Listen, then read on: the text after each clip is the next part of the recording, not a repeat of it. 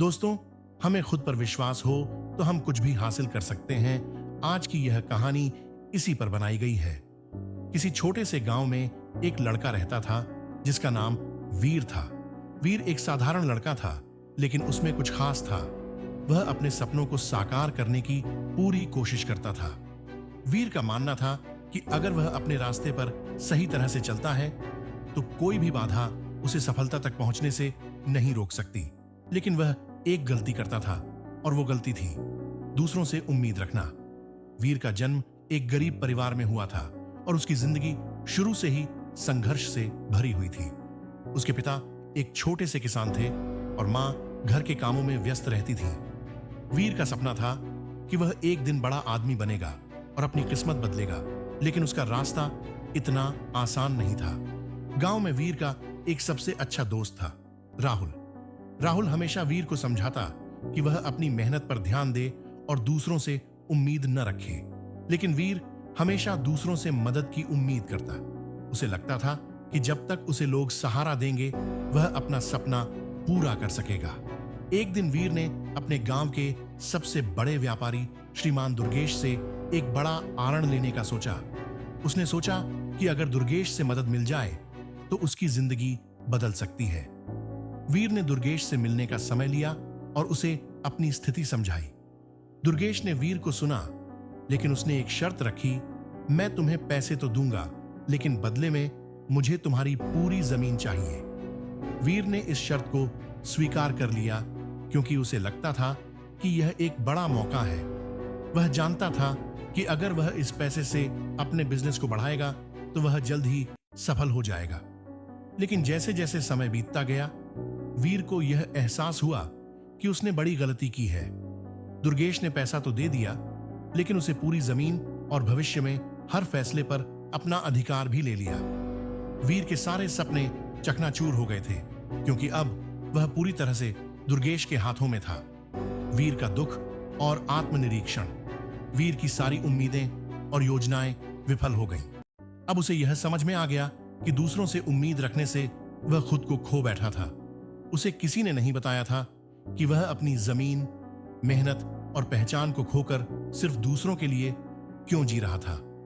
एक दिन वह अपने पुराने दोस्त राहुल से मिला और उसकी स्थिति के बारे में बताया। राहुल ने कहा, वीर, तुमने अपनी पहचान और मेहनत को दूसरों के भरोसे छोड़ दिया।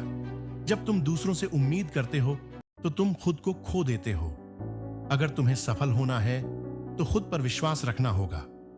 वीर ने राहुल की बातों पर ध्यान दिया और समझ गया कि उसे अब अपनी पूरी जिंदगी अपनी मेहनत और आत्मविश्वास पर आधारित करनी होगी, न कि दूसरों के सहारे। वीर ने फिर से अपने जीवन को नए सिरे से शुरू करने का निर्णय लिया। उसने दुर्गेश से अपनी जमीन वापस पाने की कोशिश की, लेकिन दुर्गेश ने उसकी बातों को नजरअंदाज कर दिया। वीर को यह समझ में आ गया कि अब उसे अपनी मेहनत से काम करना होगा, न कि किसी की मदद पर निर्भर रहना होगा। वीर ने एक छोटे से व्यापार से शुरुआत की। वह अपने छोटे से व्यापार में पूरी मेहनत और ईमानदारी से काम करता। शुरुआत में उसे कोई बड़ी सफलता नहीं मिली, लेकिन धीरे धीरे उसकी मेहनत रंग लाई। लोग उसकी ईमानदारी और मेहनत की सराहना करने लगे। वीर ने कभी भी दूसरों से उम्मीद नहीं की। उसने सिर्फ खुद पर विश्वास किया और अपने काम में जुटा रहा। कुछ सालों बाद वीर ने अपना बिजनेस इतना बड़ा किया कि वह अब दुर्गेश से भी अधिक सफल था। उसने सबक लिया था कि किसी भी काम में सफलता पाने के लिए दूसरों से उम्मीदें नहीं, बल्कि अपनी मेहनत और आत्मविश्वास पर भरोसा होना चाहिए। एक दिन वीर दुर्गेश से मिला और उसे अपनी सफलता के बारे में बताया। दुर्गेश ने कहा, वीर, तुमने जो किया वह मैंने कभी नहीं सोचा था। तुमने सब कुछ अपनी मेहनत से किया, न कि दूसरों के भरोसे। तुमने यह साबित कर दिया कि जब इंसान खुद पर विश्वास करता है तो वह किसी भी मुश्किल को पार कर सकता है। वीर ने हंसते हुए कहा, जी, लेकिन असली सफलता तब मिलती है जब आप खुद पर विश्वास करते हैं और अपनी मेहनत पर पूरा ध्यान देते हैं। वीर ने समझ लिया था कि अब उसे कभी भी दूसरों से उम्मीद नहीं रखनी चाहिए, क्योंकि उसकी असली ताकत उसकी मेहनत और आत्मविश्वास में थी। वीर अब एक सफल व्यापारी था, लेकिन उसने कभी यह नहीं भुलाया कि उसकी असली पहचान उसकी मेहनत और आत्मविश्वास में थी। उसने साबित कर दिया कि जो दूसरों से उम्मीद रखते हैं वे खुद को खो देते हैं, लेकिन जो खुद पर विश्वास करते हैं वे किसी भी मुश्किल को पार कर सकते हैं और सफलता की ऊंचाइयों तक पहुंच सकते हैं। इस कहानी से हमें यह सीख मिलती है कि दूसरों से उम्मीद रखते हैं वो खुद को खो देते हैं।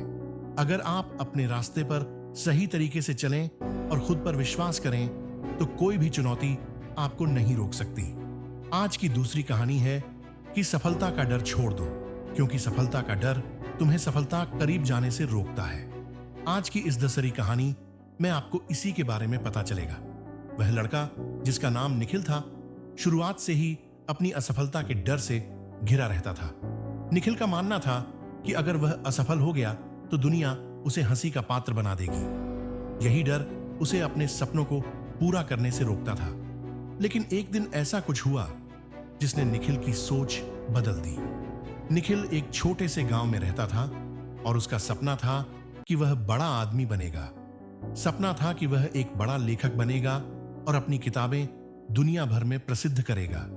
लेकिन निखिल को हमेशा यह डर लगा रहता था कि कहीं उसकी लेखनी में कमी ना हो, कहीं लोग उसकी किताबों को ना पसंद करें और कहीं लोग उसकी आलोचना ना करें। निखिल का यह डर उसे अपने सपनों के पीछे दौड़ने से रोक रहा था। वह हमेशा सोचता, अगर मैंने लिखा और लोग नहीं पसंद किया तो क्या होगा। वह यही सोचकर अपनी कहानी लिखने की शुरुआत नहीं करता था। एक दिन निखिल ने तय किया कि वह अपने डर को छोड़ देगा और लेखन की ओर कदम बढ़ाएगा। लेकिन जैसे ही उसने लिखना शुरू किया, उसकी आशंकाएं और डर फिर से सामने आ गए। क्या होगा अगर यह अच्छा नहीं निकला? क्या लोग इसे पसंद करेंगे? ये सवाल उसके दिमाग में बार बार गूंजते थे। निखिल ने पहली कहानी पूरी की, लेकिन उसे यह डर सता रहा था कि वह किसी से इसे दिखा नहीं पाएगा। उसने कई बार सोचा कि वह इसे एक बड़ी किताब के रूप में प्रकाशित नहीं करेगा, लेकिन फिर उसने महसूस किया कि अगर उसने अपनी कड़ी मेहनत और डर को पार नहीं किया तो वह कभी भी अपने सपनों को पूरा नहीं कर सकेगा। निखिल ने एक दिन अपने सबसे अच्छे दोस्त राहुल से इस बारे में बात की। राहुल ने निखिल से कहा, तू क्यों डरता है निखिल? असफलता तो सिर्फ एक पड़ाव है जो हमें मजबूत बनाती है। अगर तू कभी असफल नहीं होगा तो तुझे कभी सफलता का सही एहसास नहीं होगा। राहुल की बातों ने निखिल को हिम्मत दी। उसने तय किया कि वह अपनी कहानी को एक पत्रिका में भेजेगा, भले ही वह असफल हो जाए। उसने अपनी कहानी भेजी और परिणाम का इंतजार करने लगा। कुछ हफ्तों बाद निखिल को पत्रिका से एक जवाब आया। पत्रिका ने उसकी कहानी को स्वीकार कर लिया था और उसे प्रकाशित करने के लिए कहा।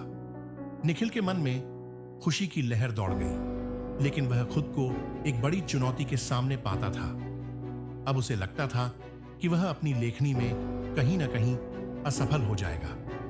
पत्रिका में निखिल की कहानी प्रकाशित हुई और कुछ ही दिनों में उसकी कहानी को बहुत सराहा गया।